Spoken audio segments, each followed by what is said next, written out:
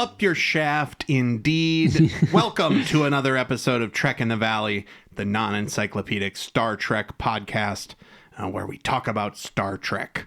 I am one of your hosts, Adam Ordall Quinnell, and I'm here, as always, with my good buddy. Hey, everybody, it's Al Hirt here. What's up, y'all? What's up, indeed. I always imagine them answering you, Al.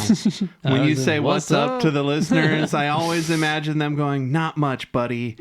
I'm looking forward to listening to a couple of baked guys talk about Star Trek. And this will be no different, folks. If that's what you're here for, you're going to fucking get it. Man, so how's it going, Al? It's going good. I mean, the weather's changing. Pollen was in the air. Dude, I had like a runny nose for like a week. And I just figured it out. Just that it was pollen? Yeah.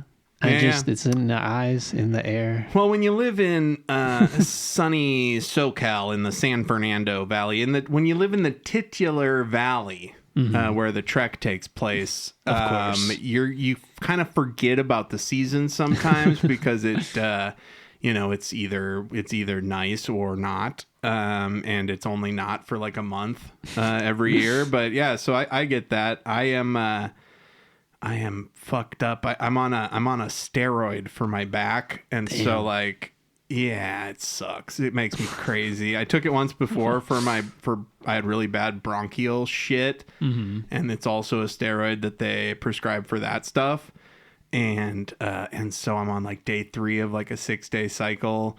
And they make you take a bunch of it. And, in another life, I do tech support on the phone. So, like, I'm just trying to not roid rage out on people all fucking day. And, like, before I came here to the studio to record, it's my house. We're at my apartment. Before I got home to the cats, I dealt with a very contentious lady on the phone. And I don't say lady because I think ladies are more contentious or anything. But she happened to be a lady, and she was contentious as fuck. And then not letting go. And I'm on steroids. And like I was just like, I'm trying to help you, lady. God damn it. But yeah, and now I get to talk about a very good episode of Star Trek, the animated series, one that I loved. I look forward to getting right to that after our weekly segment. What does Al remember? Let's see. What does Al remember? What was the title? God. The title. They were... Okay, now let me try to derive the title from what happened. Well, you're not gonna. The title is not... It's not... Not related. You're not gonna know from the title. Was it just a phrase? It is. This is a fun game. Yes. It's an old phrase about beauty. Oh, Eye of the Beholder. The Eye of the Beholder. You got there, buddy. What was this one about? Was this a fish one? No, that had already happened. That was the ambergris incident. Yes, this takes place on planet Lactade 7. Lactade 7. Lactus. So what if I told you that in this episode, the crew of the Enterprise was following up on a distress signal? Oh, is this the one where they shrink? No, that was a longer time ago. Whoa, buddy. Okay, so you're I'm like way off. I've never been prepared for this segment to fucking go bad. Okay, remember what if they're looking for members of a 6-person crew that went missing on a mysterious planet. See, this was like the menagerie. It was. That's why I was like. It was like the menagerie. That's why I blended them. Oh, I didn't up your shaft, but I meant to say fascinating. No, yeah, that's why I blended them. Okay, so they're looking for a 6-person crew that went missing, and then what? So then they arrive at the planet. And there's all these like things, aliens attacking them, and then there's like these elephant-looking things that are so anatomically advanced, and they're thinking so fast that Spock's head is hurting. Right? Yes. And I'm like, all right, they seem pretty weird. They're telepathic elephant And slugs. they get carried for like 10 hours. Miles and miles. They get carried in the trunk of elephant slugs for hours. And doesn't it? Okay, so here, let me talk Bones goes, where are we going? let me talk about this for just a second, because I don't know if I mentioned this last week. They're being carried by these elephant slug things for hours, right? And doesn't it seem like that's the first time they've all spoken to each other over the course of those hours? They're just like, gosh, where are they taking us? Like, you guys haven't been fucking making chit chat about that this whole time? Like, sure is weird. Sure is weird that these freaking telepathic slug elephants are taking us to their menagerie. Sorry, I'm trying to figure out the mic. And so, they beam down. There's a boiling lake. Remember that lake monster that's in there? It looks like an old Doctor Who monster. And they're like, good thing the last cruise coordinates were accurate. Right, or else they would have ended up in the boiling lake. Yeah, yes. Bones was worried about that. Then how do they escape? Because they get there, and the rest of the crew members were like, we've been trying to escape for a while, but like they keep feeding us, and we're just chilling here, but we want to leave. Oh yeah, they're in the menagerie. They're in the people zoo. They're in the zoo. The way they figure it out is they're trying to do something or like distract one of the elephants or something, but then like who wants to beam up? I think it's Kirk that wants to beam up. Somebody wants to beam up. And the bigger they're going to beam them all elephant, up. They're going to beam them all up. But then something happens. He drops the communicator, and the baby elephant picks it up, and then the baby elephant gets transported. Because how they did transporters at the time was you'd say transport these, and then it transports you, and usually it's whoever's around you too, depending on how many people you say. You're like AOE. 3 to beam up. Yeah, it's the area of effect.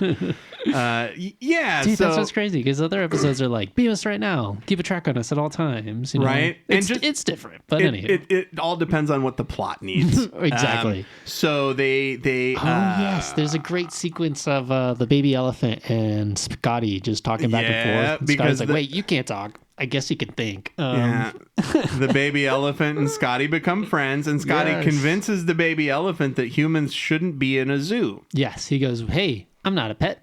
I helped you to fly the ship. That's right. Pets don't fly spaceships. Little tentacle slug, elephant slug. And the other slugs are like, where the hell's our kid? And like, they didn't realize that human beings could be a threat. So it's kind of like tense. Yeah. And then the baby comes back. With Scotty. Yes, with Scotty. And then through their relationship, they're like, hey, you know what? Humans aren't that bad. They're pretty sentient. It all gets straightened out with the help of Scotty. I love when they beam back up. Yeah, and then they're gone. They let the humans go, but like now they know everything about humans. You know, that's so funny. Like they say that we shouldn't be in a zoo, but they also got all of human history in that little tentacle monster. But either way, Mr. Spock, it will hardly be our problem because 30 centuries from now, when humans can go back to that zoo, you know what? I also imagined. I also imagined. So they leave the zoo, right? Mm-hmm. And then I just imagine those zoo aliens, the slug elephants. Yeah. I imagine them like looking at the other animals in their zoo, like, are any of you motherfuckers also intelligent spacefaring race? Because we had those humans here for a while, and we thought they were like monkeys, like you guys. And are any of like, can you talk? Can you think? Feels kind of weird. I've never even tried to think at any of these things. Maybe they're all advanced. Maybe they're all post-warp civilizations. It was kind of like a Landru, or like the situation with the Shore Leaf planet, where it was like, hey, this is bad. Like, we're not going to hurt you. And the villain's like, okay. Right. And just pats his hands, and that's it, you know? Absolutely. Conscious cleaned. And that was what Al remembers about the eye of the beholder. All right. So this week, we have a whopper of an episode. Yes. There's so many cool things in it. I can't fucking wait to talk about happening. it. Yeah, and again, this is one of those crazy episodes where the whole time you're watching it, they're like, they thought kids would care about a holy war. Man, so they thought this, they were this. So let's say I want to be a screenwriter someday. Let's say I'm turning in my script for this episode. It says the Jihad on the front, and you're like, oh, here you go. Here's my script for this children's cartoon show that I write for.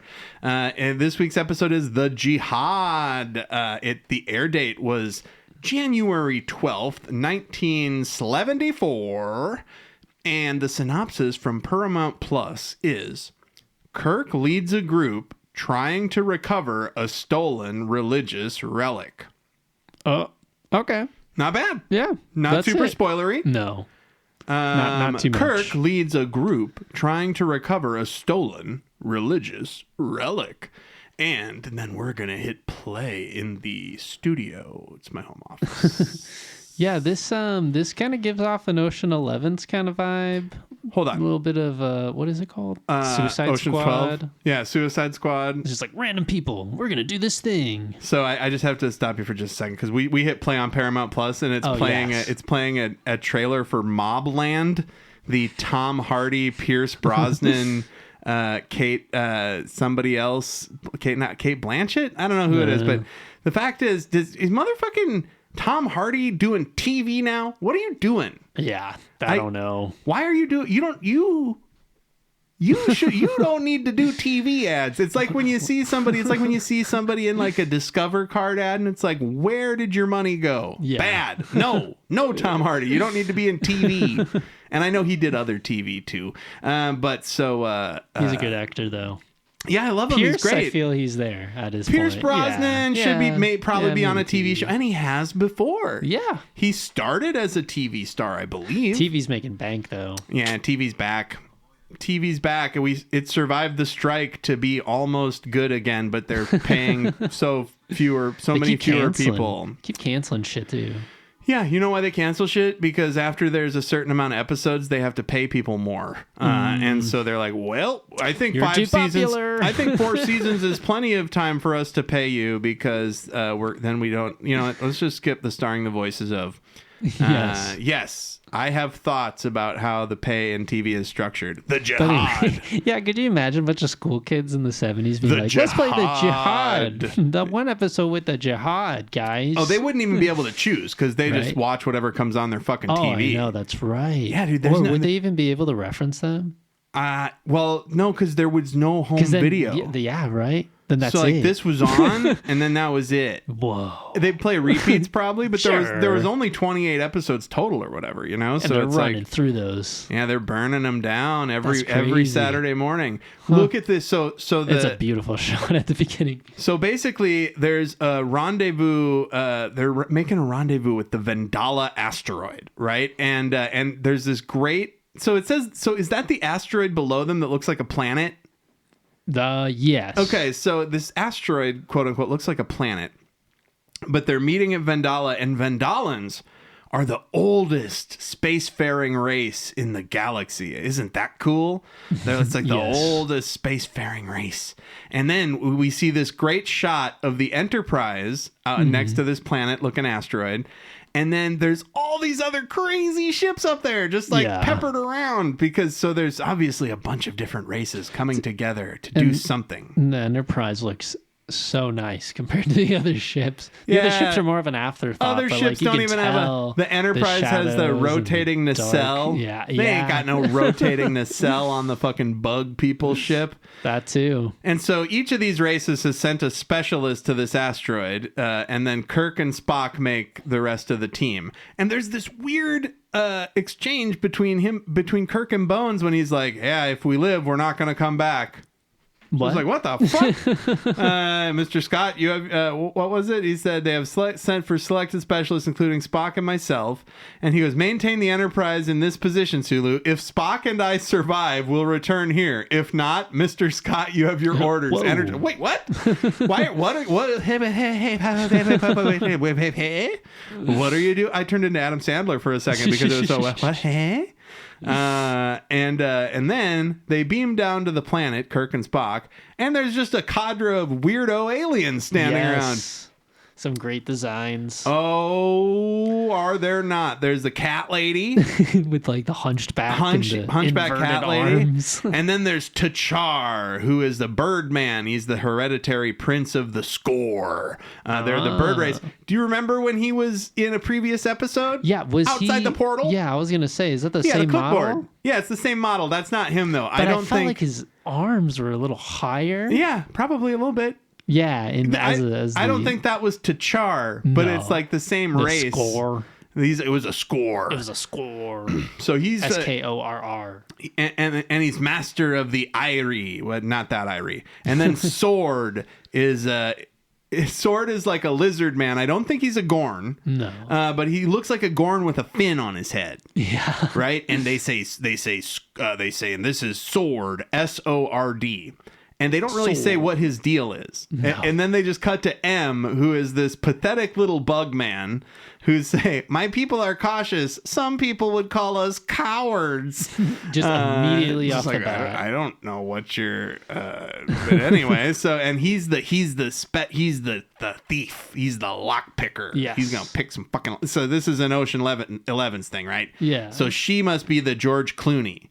And that's M3 Green. And then Laura, the hunter, who is a human from some other planet. She has a flawless sense of direction. And a rack that don't quit. And then Spock was chosen for his analytical mind. That Laura was a tracker. And then Captain Kirk for his adaptability and leadership ability. For his many lies, tricking all these people. Like, I immediately thought of the Corbomite maneuver. Yeah, and the whole galaxy hearing about that, being like, damn, that guy's pretty fucking funny. Yeah, they're like, this is a conniving motherfucker right here. Like, here. Or the fact that he left, like, those two Starfleet people to, like, bind into one entity and he just etched them off. Yeah. He's done a lot of weird, goofy things. Kirk is a fucking goofball for sure. Now, this is where T'Char, leader of the score, and he tells a story about how hundreds of years ago they had advanced military technology and they were warring and we could breed rapid armies. We could breed vast armies rapidly because they're birds, I guess. And then a guy named Alar, who's a big circle or whatever. This is the best clip of the episode. Yeah, he goes, and then Alar, and he like makes a circle with his arms. Yeah, but it's like you don't see where his arms start. Yeah, they just come out of nowhere and pop. That's also the praise the sun motion on Dark Souls or whatever. They go like this, praise the sun. And they go, and then, so this Alar guy was like a prince of peace, and he basically saved the score from their warring ways. And I get that, like, the design of this bird, his like tuft, his little necklace thing at the top is like supposed to be thick, but like his arms are like halfway through his torso. So when he does the score thing, or not the score, the Alar thing. Yeah, his arms are fucked up. His hands are like at his face. Yeah, he's got fucked up little bird arms. So it just looks so bizarre. They had no idea what to do with his arms. It's complete silence when he just does this weird motion too. No idea what to do with that guy's arms. Yeah. They just could not fucking figure it out. There wasn't any room. And so the artifact that they're missing, we find out, is an artifact that's got Alar's brain patterns recorded on it before his death. So it's basically like, what if Jesus's brain was kept in a machine? Yeah, and it's in a piece of Indurite sculpture. It's the soul of the score, and it was stolen, says T'Char. And now, so here's the thing. This is where we get to.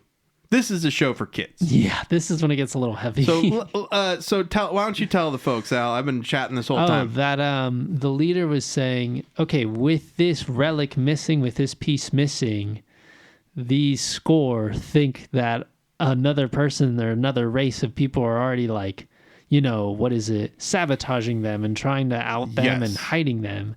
So they're just going to go out and do an all-right holy war, like a whole, where's the superior master race? A jihad, if you will. Yes. And so here's the problem. So then they go, but who's going to be their enemy? And she goes, everyone. Yeah. The entire known galaxy. Seriously. These birds. Every single one. They can breed armies so fast, you don't want to know how fast these birds fuck. Like, it is just nonstop cloaca action. They don't say we make vast armies. They're like, we're going to breed them out. We breed armies. We push them out of our fucking cloaca, and then they hatch and we give them a sword.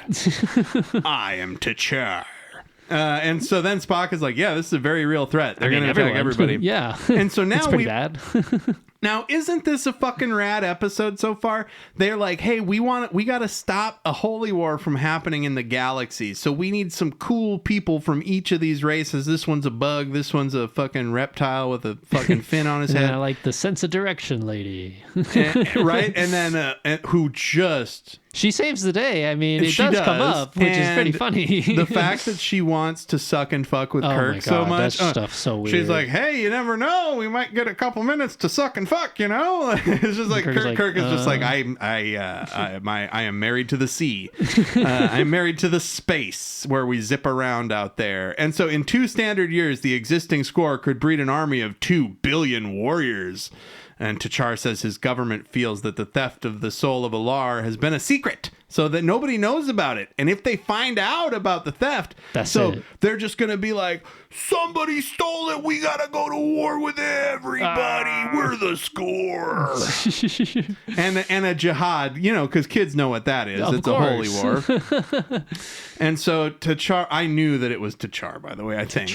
Yeah, I knew it was him. He was never around. They do a great, so then they got to walk through, because it's Ocean's 11. Mm-hmm. So you got to see the plan, you know? And this is a little screenwriter trick, right? So a little screenwriter trick is if they show you the plan, if they show you the plan, that means it's not going to go off. Mm-hmm. Right? But if they don't show you, you know how sometimes they'll start the planning, then they'll just whisper, and then it cuts to like the next day, and then you see the plan happen, and then you think it didn't work out, but that was part of the plan, and that's why they didn't tell you the plan. So that's like, but they show you the plan, so it ain't gonna work out. Oh, everything. It sounds impossible, though. She's like, the temperature on this planet ranges from 20 degrees to 200 degrees Kelvin. And it's like, well, nobody can do that. Right? What the fuck? Yeah, so they figure out these people who can somehow go to this planet, and there's been 3 parties who've been lost already. So this is the 4th group of people they're just throwing into a grinder. Yeah, that's true. Kirk was like, hey, I mean, why don't you guys look for it? And they're like, no, we've tried. Well, yeah, he goes, we definitely tried. He goes, why haven't your people retrieved the soul? And then it shows like a shot of each person in the group. My people could not survive on that planet. You have a chance. Cuts to the bug, the fish, the dude, the thing. Oh man, that's so great. Yeah, they all do like the side eye of like, and then they're like, we're into it. And then they get teleported to the planet where there is, okay. Yeah. So this is where we have to talk about the filmation of it all. So this, as we have said before, it's produced by Filmation, and they're the animation company who in 1984, I want to say, that's when they launched He-Man and the Masters of the Universe. And so you can tell, like, there's already so much He-Man fucking shit going on in this. Like, you can see all of these designs that will eventually get repurposed for Eternia. You got the yellow bird guy. The vehicle that they're gonna get into is definitely like a He-Man vehicle. They got 4 seats for your action figures in there. Yeah, that's why it's so silly. There's 6 of them. One of them obviously can fly, the bird can fly, yeah, but they just snuggle in the back. Right. And then and so M3 Green, the bug, is gonna drive it. And so they're searching for the Indurite. That's what the sculpture is made out of. Yeah. But T'Char says, I can't feel the soul. So they're gonna do kind of a 1-2 punch of T'Char trying to sense the soul from the air and them trying to scan the soul. Right? Yeah. But then the scanner explodes because this is the mad planet. That's what they say. The hunter was like, doesn't matter. I have a great sense of direction. We know where we're going. And the bird guy, the score guy, is like, hey, I mean, are you sure about that, human? And Kirk's like, yeah, you got a good point. I need an overview. Why don't you go fly over us? And yeah, you bird with your weird fucking arms that come out of the middle of your chest. Yeah, and then I guess his arms are holding his wings. Yeah, there's a lot going on with that guy, and so Spock is like, I'm gonna go through our supplies, and then Laura's like, Vulcans, never liked them much myself. He's like, wow, and okay. she sounds like a prospector lady from the 1890s. Vulcans, never liked them much myself. Hey, you over there, cold-blooded critters, all of them. Jeez. Right. Oh man, but it gets kind of weird. But not humans like you and me. Maybe you got different customs. My world, there's a lot of females, not so many men. Come, we find a man attractive, we say so. I'm saying so. Remember, this is for kids. Yeah. And she's like, how do you find me? And Spock Kirk says, fascinating. Yeah. And he says, we're not here for a pleasure trip. And then she says, all the more reason to take that take no for an answer, lady. Jeez. Like, she really fucking pushes it. And this is not teaching kids a good thing. Yeah, of course. This is pretty surprising, though, because Kirk's MO is like, all right, well, maybe we can find some time when the mission's over or whatever. Yeah, right? And but that's maybe the for kids of it. Yeah. That's him being like, hey, not right now. Right? And so now they're in their G.I. Joe / He-Man vehicle. Yeah, just got random wheels. Just cruising with volcanoes. So there's volcanoes going on in the background, and it's raining. And eventually there's snow. And then there's a big sun in the sky that causes a rift to crack open. Oh, I love this. I love M-3, the bug guy. He's like, we'll all die here. He's like, what the hell? And then Spock says it's a statistical probability. Like, come on, for kids, let's go. And then they're basically just cruising and arguing. They see what might be the thing in the foreground, in the distance. There's a huge fucking volcano. And then this I wanted to talk about. Yeah. So they show a volcano. Then it cuts to commercial. And then it cuts back, and it's an exterior shot of the Enterprise, which is usually for establishing that you're going to go inside the Enterprise. But no, after the exterior shot of the Enterprise, it cuts to the volcano again. What are they doing? Like, yeah, that's some weird editing. They just wanted to remind you you're watching Star Trek. Here's the ship. By the way.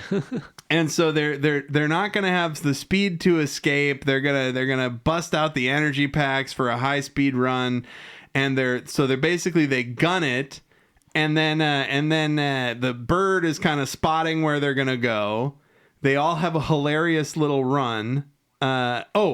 And so M-3 is going to drive the car, and they're going to run because then there's less weight in the car, and they're going to use a boulder to stop a lava flow. And then they're going to have just enough time to get the car out of there before the lava flow hits. And so there's a great sequence where they're like riding away from this lava flow, and Spock falls out of the fucking thing, right? Or did we miss that? Hold on here.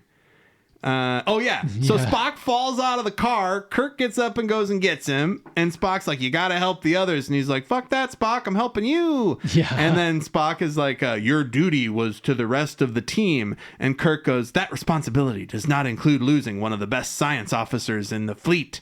And it's like, also, you're my best friend, Spock. And now there's a blizzard. Oh, my God. A lizard and a bug. They can't handle that. So now there's just suddenly a blizzard that they're in. Now there's a bunch of snow. The blizzard gives way to snow and ice. Mm-hmm. And then, the ice cracks open and M-3, the bug man, falls in. Jeez. Spock catches him. And oh my God, I love this.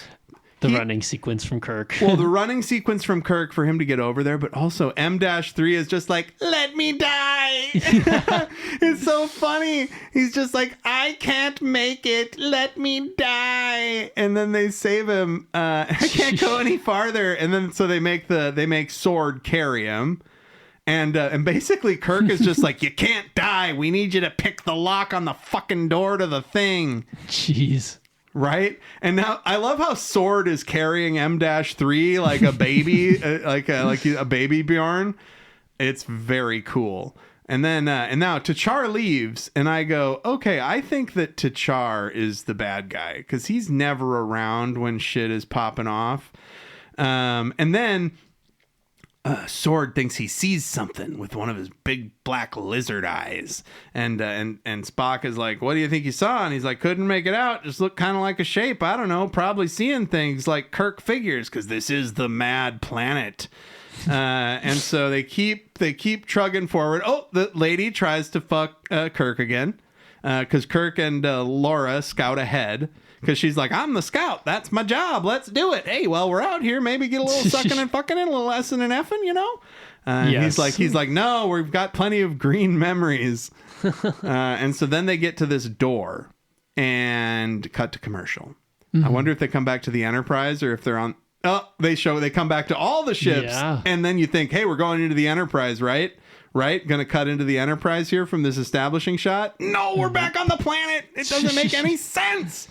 And so he's opening the door locks, but they're on a time trigger. This guy is such a drip. He's like, I'm opening the locks, but it still sucks. If I don't open all the locks fast enough, it explodes. Oh, that was a very off-model color on Sword. He's been brown this whole time, and he's like the bird yellow in this next shot. I fucking love it. Look at that. Oh, my God. That's not what color Sword is. That's the bird's color. And then oh, yes, these then these purple fish things. They're like flying fish. The purple flying fish from a few episodes come down. Sword is like, keep working, I'll cover you. And also Sword was, of course, James Doohan. Oh, of course. And so was T'Char. He does all the best guest voices. Yes. Turns out these are mechanical creatures. T'Char fights a big one, and he gets carried away. Oh, yes. No, T'Char! He got taken away. Oh, no. And they think he's either dead or he's gone. It cuts to... There's so many shots where it does a close-up of each of their fucking faces. I love it. They just look so neutral. Yeah, they get in, and they're all like, well, let's just get it. We're going to finish this up. We're going to give this a chance. It's our last shot. Sword is like, well, this place is going to kill us or we're going to fucking kill it. and I love how Spock and Kirk are going along with this incredibly dangerous shit. Oh, yeah. Kirk didn't think they were getting back. Like, if we don't come back, you've got your orders, Scotty. And so they get inside and they see... I don't think they see the sculpture yet, but we know it's in there, right? Yeah. And I just want to get to where they get in there. So they're climbing through, and so this building they talk about, this is kind of interesting. So this building, because the environment is so crazy, the building had to be made to withstand all kinds of shit like earthquakes and stuff. And M-3 is like, but what about us? Ooh, we can't be protected. And they're basically trying to get to this sculpture that's floating up there. And she's like, maybe I can throw a golden lasso on it like Wonder Woman. And Spock goes, it's in a force field. I think your rope will be ineffective. And so then they get shot at. And what the fuck, right? Turns out there's obviously some sort of the last piece of sabotage, Kirk says. Remember how he says sabotage? Sabotage. And so there's 1,000 feet up we got shot at, and there's no way that could happen except for by air. T'Char, you stole this to start a fucking race war, a holy war, a jihad. And so why would T'Char do this? Because he believes it's kind of, it's kind of like he wants to make score great again. He's like, we've been pushed around for too long now, and I just want us to get our pride back, our score pride back. They're too woke. Yeah, that's basically it. And it was just like, oh man, that kind of hit. Yeah, he's like, on a Saturday morning. Yeah, we used to be a mighty warring people, and now we're nothing. We're cowards. So I'm gonna pretend that this thing got stolen. Yeah, this plot wasn't really going anywhere until he had to have been the villain, it was like, who would steal it? Why would they steal it? Of course. So he's basically saying that Alar was a piece of shit. Yeah. For making these people peaceful. And he said, what a great line. He says, this sick dream has stolen our souls. The dream of like a peaceful existence in the fucking galaxy. Like, dude. And it's just a recording of it too. It's not even like to say that they all don't learn it and know it, Yeah. How would they not pass it down? Right. And so that's it's basically he just wants to start this holy war because he thinks they're big, strong birds. Yeah. And they want to show the fucking galaxy. And Spock was like, most of them will be killed though, because the entire universe would be going after you guys. Yeah, and he goes, and then Score says, "That's just fine. A noble death to win a great dream." It's very Klingon. These are very Score is very Klingon coded. In fact, now that I think about it, you could make a really good episode of a current Trek with this plot with Klingons instead, where like a Klingon like takes Kalus's fucking throne or something to like kick off a fucking holy war. I don't want to say jihad. Yeah, that's so weird. It's so word. Strange. It's very Middle Eastern coded. I don't like it. And so he basically T'Char is just thinks that he can kill all these guys, and maybe he could kill the bug guy. You know, maybe he could have a chance, and then. Oh, he turns the gravity off. That's right. So he could level the field. Isn't right? That what he said? He said, "I will. Now you can fly and fight as a Score." And they're like, "We're not." And then of course Sword is like, "I can fucking tackle him." And they're just Yeah, it's one of the funniest lines in the show. Lay it on them. Where so they're talking about how like they can't use their weapons because the phaser needs, I guess, some gravity to stay in place. But Kirk kind of looks at Spock, and then they kind of look at each other, and Kirk is like, "Spock, have you done your lesson recently in free gravity combat?" Yeah, zero gravity combat. And then Spock's like, "Oh yeah, I did last week." With like, you. Perfect. Yeah, he says just with you last week. He's like, "Oh, how awesome. How convenient. We said it's a bird mode last week, too." Yeah, and then Kirk says, "Let's go!" And he jumps off the wall at the Birdman. And then they just fight. And then they fight in a hilarious way. Kirk rolls past. He jumps they're fighting in 0G.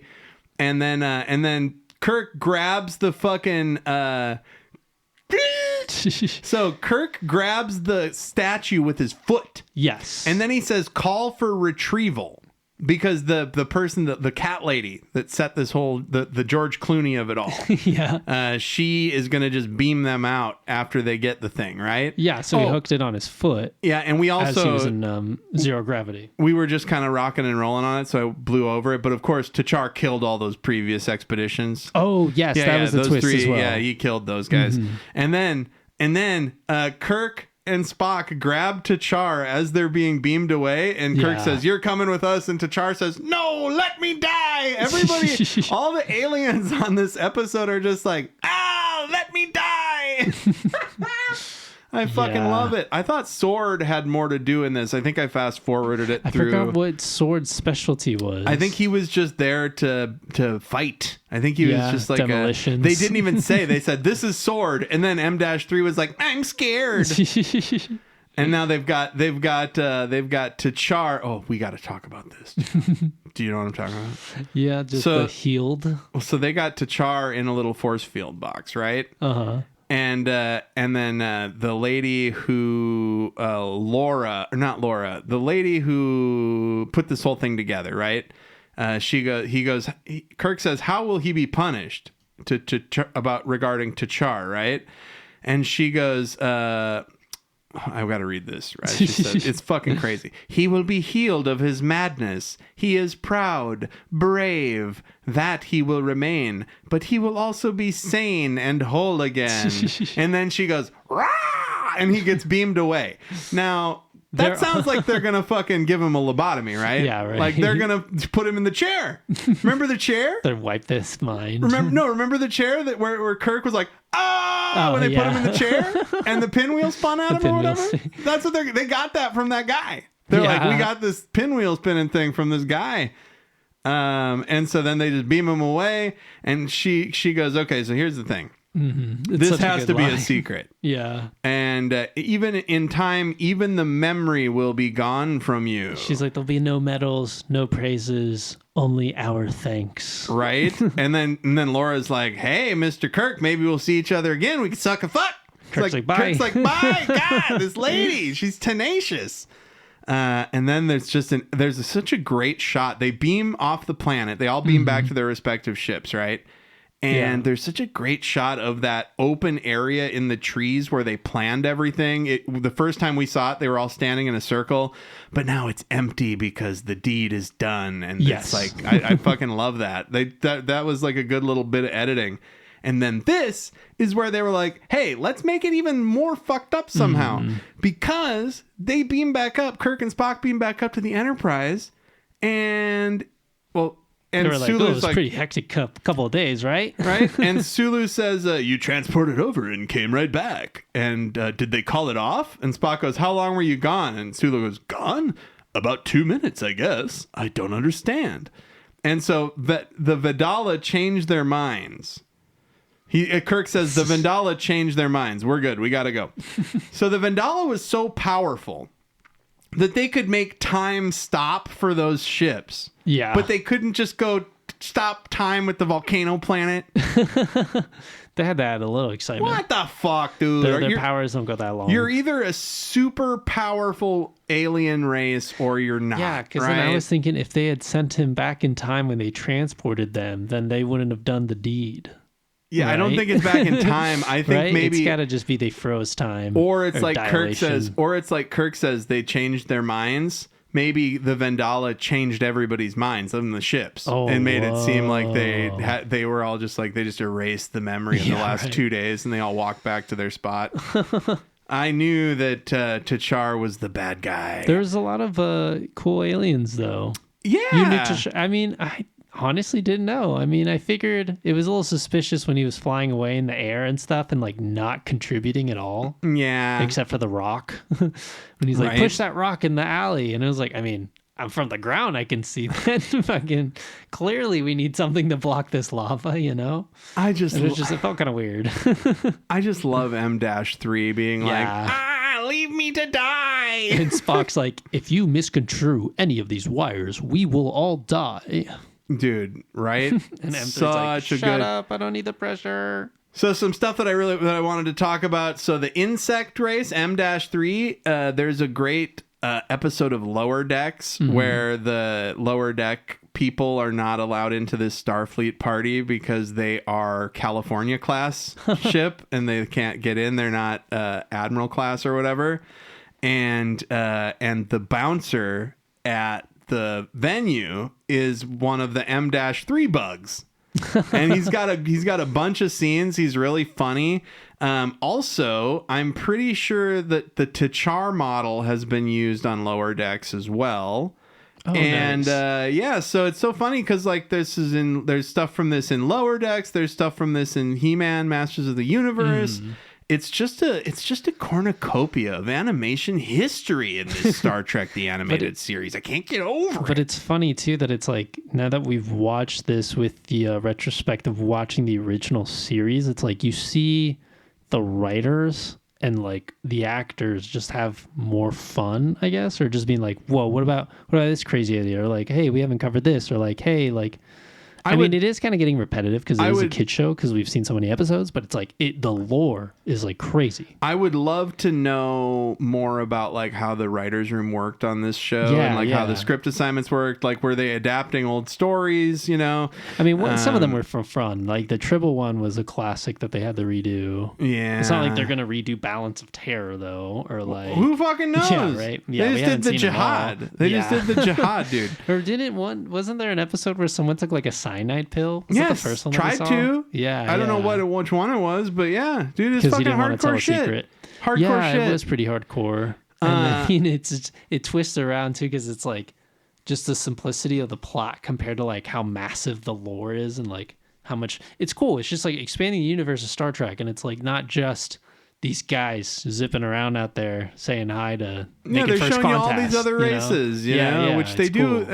Cool. It upholds the Star Wars legacy or Star Trek legacy of showing all of these different races. And this is the size of the galaxy, and it's a galactic jihad that's going to be fought. That was weird, and it's like I guess this is the first iteration of Star Trek after the original show too. So they're kind of just like, what do we do now? Like. Good stuff. Yeah, it was exciting. Two other things. So I think it's funny also for kids that they're going to re-educate T'Char. That's fucking weird. And this is not really related to the episode, but so while I was watching this episode out in our living room, I kept getting notifications, and my wife, who's traveling right now, kept getting notifications saying that one of the cats was crying. And so she would text me and say, is one of the cats crying? And I'm like, no. And then I realized that I would get a notification that the cats were crying whenever Sword would talk. So whenever Sword, the Gorn-looking fish head guy, whenever he would talk, my Furbo thought that that was a cat crying. Because he sounds kind of like our foster cat that's like, meow, meow, meow. So I thought that was pretty funny. But that is the Jihad. The Jihad. Right? So what did you think? Any other thoughts on it before we talk Could about... have had a better title. Well, I Maybe get like it Holy is War? I don't know. the Holy War. Yeah, right. Because it's not a Middle Eastern bird. Yeah, no. Right? And genocide. So, right? The genocide birds. Well, that would have been a good one. That kind of gives it away. Yeah, that does. The genocide impact. What was I'm gonna look it up, but like I wonder what all the races were. It was the score, and then we had the score. Laura was a human. Yeah, from a different planet, galaxy. From a different planet. Yeah. And the bug guy, M-3, is... Oh, you can select him. M3 green. Let's see here. It doesn't say. So many different aliens. Yeah, just search for the aliens of the Jihad. Yeah. But I'll vamp a little bit. So I thought it was good. I really liked the volcanoes and shit too. How there was just nonstop volcanoes in the background, and that weird edit where it was like, and also how they never went back to the Enterprise. I guess because time was frozen for them or whatever. Yeah, it was. You find out at the end. Did you find it? No, I found out what M3 green was. But look at this picture. So if you go on Memory Beta, the fandom. Yeah. They are a Nasat. Yes. I don't know. But look at that image that they drew. The fucking drawing thing. It's so very cool. Yeah, he's a Nasat. You're just like, ooh. It's a Federation planet. And yeah, so it was a Nasat that was the bouncer. Yeah. And he was chosen by the Vendala to accompany Kirk and Spock and the crew. Yes, the Vendala they're an ancient felinoid civilization. Wow. So by 2269, they were the oldest spacefaring race known to the United Federation of the planet. I'm not just going to read the whole thing. The Vendala are the cat ladies. Yeah. That's the ones who brought them there. Yeah. Duh, of course. That's cool. Yeah. So the Vendala is the cat lady, and what is Sword? Is a Nailish. A Nailish. Nalish. Ooh, Nailish. I look like a Gorn, but I have a fin on my head. It's just a reptilian humanoid. Mm-hmm. So I guess the only appearance was Sword or one of them. But yeah, damn, there's a lot of detail in this. They're talking about how like his muscles indicated his homeworld had heavy gravity. What the fuck? And this is from a log. Oh, the animated series Log 5 novelization. What? The Jihad. There's a novelization of this episode? Yeah. Oh my god, dude. Holy shit. So if we ever do a Patreon, one of our bonuses is going to be me finding those books and reading them into the microphone for sure. Awesome. Oh my god. But yeah, that's cool. So that was the Jihad, and I don't even know what episode is next week. I think it's Bem, and it might be either the last or the second to last episode of the animated series. Because we already did, so that's the last season 1 episode. And then let's just take a look at season 2. Season 2, we've got we watched the Pirates of Orion already. We haven't done Bem. We did the Practical Joker. We haven't done Albatross.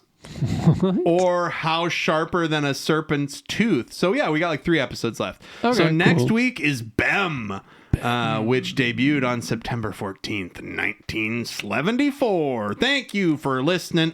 Oh yeah, we gotta do one more thing. Hold on. Last segment of the day, folks. Thank you for listening. Yeah. I'll tell you why I'm excited to be done recording as part of my recommendation. Oh yes. Captain, Adam and Al are recommending things. I repeat, Adam and Al are recommending things. Now that is a professional ass podcast. So Al, what are you going to recommend? Okay, let's see. Yeah, this is a surprise. It's a surprise that you have to recommend something on our podcast. Yeah, it's not a surprise. It's just there's been a lot happening. Oh yeah, I mean, I guess Skrillex, he came out with a 46-minute mix of what? Just like IDs and demos and stuff. Like he finally put out stuff that was from 2011. So like fans have been waiting on this shit for like 10 years. When was the last time he released an album? The album was 2023. Okay. The last time he released an album. But it's like a bunch of like, you know, when, I mean, I guess you get it because you're a musician too, but it's like if you have a bunch of projects and stuff and then like years go by and like you lose that shit and then like you got people online being like, you got to finish it. You got to finish it. You got to finish it. And I don't it's have just that like, problem. I just want to get it out. Like you just, I mean, but you like, you know, the feeling like I just got to get it out. I just be done with it. Be done with it. Exactly. Mm-hmm. I think that's what his intention was because he came out with a mix. It was 46 minutes and it's like a bunch of crazy songs, but none of them are like the whole track. And then when he posted it on streaming, he posted it as a mix, but then like the cuts were the tracks. Whereas like if you picked one of the tracks, it'd be like the middle of the mix, but then it would be playing that one little section. So it's kind of like unwieldy to like, you know, tap your favorite parts, I guess. Because you hear a little mix at the beginning and the end, but it's meant to be like you hear it from beginning to end all the way through. But what's really funny is that, I don't know if you remember, like, there's this DJ called DJ Smokey, and there's like all these weird, funny ad-libs that he did, like, you know, the damn son, where'd you find this? And like crazy trap music and all that. Skrillex had like hired him to do ad-libs like on the mix. So it was like a shout out to like, you know, all the trap producers or SoundCloud producers back then to now. And it's like a really cool culmination of like him giving back to the community. But then at the same time, he's like, all right, I'm Skrillex. I'm done. Like, who knows? I mean, there's rumors that he's going to do other things, but like that would be pretty exciting. But he's like wiping the slate clean. He's like clearing his cachet, I feel. Are you talking about fuck you, Skrillex? You think you're Andy Warhol, but you're not? Exactly. Okay. It's like a very sarcastic take. Yeah, and that's the album. I saw this art. There's a meme of this art I saw on Bluesky where they replaced the letters with something else. Yeah, I can't remember what it was, but yeah, so it's a pretty cool album cover. It's just like graffiti that says "Fuck you, Skrillex. You think you're Andy Warhol, but you're not!" Exclamation point! Exclamation point! Heart. Weird, yeah, because it's like I think it's him being like finally done with his Atlantic record deal. You know, just being done with the label. Like it sucks. Yeah. Like they delay stuff. They don't let me release stuff on time, and this and fucking that. And Atlantic Records. It's weird that it's like. And there was a big leak too that happened where like a bunch of people's passports got released, a bunch of people's press photos got leaked, like a lot of legal people got involved. It was fucking bad. But anyways, I think it's just time now, and it's a weird era where like artists are so, I mean, the musicians that get so big and so blessed and be lucky to be that big are like, fuck you. I'm just going to do my own masters. Just going to do my own studio. Why would you People are just going to follow me anyways. Like I don't understand. Like, it's crazy. I don't understand why popular musicians would ever be on a record label. Yeah, it doesn't crazy make why they don't do that in the first place. Sense to me now. Yeah. And a lot of them are making their own labels and doing their own thing, and I love to see that. It's like you should not be giving people that much of your money. It's kind of turning back to now the Patreon and the email blast. Like that seems to be the MO for people now, and then like the text blast too. Like, have you ever like, I mean, not giving out your number, but it's like you get those texts and it's like, hey, you want to sign up? And you say yes, and they send you text for like when a show's happening. Yeah, like when somebody comes in town. Every dispensary we go to. Of course, yeah, that too. But it's like the text blast is getting more popular nowadays because it's like people just go on their socials to like, I don't know, they don't really like check of things. I don't know what the hell I'm talking about, but I'm just saying like it's coming back to more of like a personal thing rather than like I had to post on Instagram because my label told me to. It's weird. It's weird. Yeah, and a lot of the podcasts that I follow are like that. They obviously do their own social and shit, you know? So I like that. You have to. Yeah. And like there was a poster actually I saw on Reddit the other day where it was like comparing like the most richest actors or whatever. And it was like Tom Cruise had like 100 million or something, and then there was just this huge fucking shift. It was Tyler Perry with like 50 billion, I don't know, some billion or some billions of dollars, and then Jerry Seinfeld was next. And it was like, what's that break? And then someone's like, it's because they own their shit. Yeah. It's literally the only reason why there's such a massive gap. Tom Cruise has probably done more work than, well, actually, I don't know. I shouldn't even say that. But it's like Tom Cruise has been in a shit ton of movies. Tyler but Perry it's like, sucks. he doesn't own any of it. Whereas Tyler Perry has like 3 channels and like studios and studios and studios of people, right? Tom Cruise does now because he's his Skydance, his fucking production company, does all those movies. But I don't like fucking Tyler Perry because he was going to create a huge studio in the Atlanta area that was going to employ 1,000 fucking people or whatever. And then when the strike happened and all the AI stuff was happening, he was like, I'm going to wait and see if maybe I can do it for cheaper with AI instead of writers, basically. Did not like it. But my recommendation for this week, own your stuff if you can.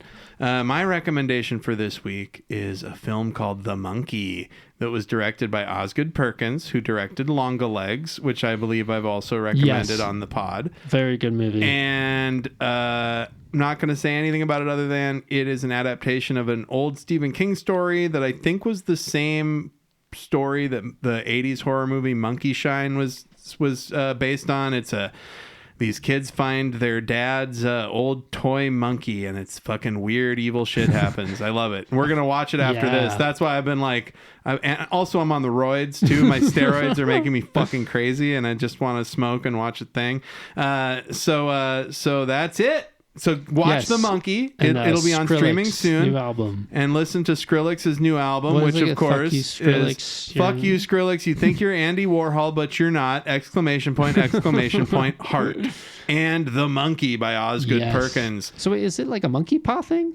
No. Right? No, okay, cool. You're going to love it, dude. You're going to fucking love it. Sick. Okay. All right, so we're going to go hit the vape and watch The Monkey. We'll talk to y'all next week. Thank you. It was loud. Trek in the Valley is executive produced by Adam Ordall Quinnell and Al Hirt. Theme song by Al Hirt.